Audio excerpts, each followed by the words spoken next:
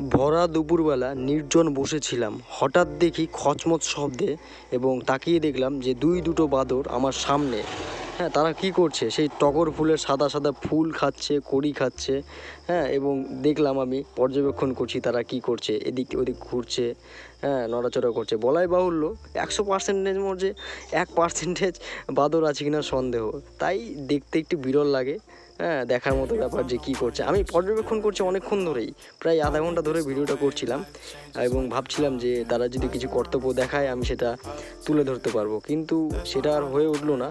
তারা এদিক ওদিক যাচ্ছে এবং আবার টগর ফুল খাচ্ছে। হ্যাঁ, আমিও তাদেরকে লক্ষ্য করছি তারা কতক্ষণ কি খাচ্ছে দেখি। এই টগর ফুল আলাদাই একটা ব্যাপার এবং তা কিছুক্ষণের মধ্যে তাদের আবার জল তৃষ্ণা পেয়ে যায়। তারা হয়তো বুঝতে পারে যে সেখানে জল আছে এবং সেখানে একটা চালের মতো ছিল, সেখানে জল ছিল বোধহয়, তো সেই জলটা তারা খেলো।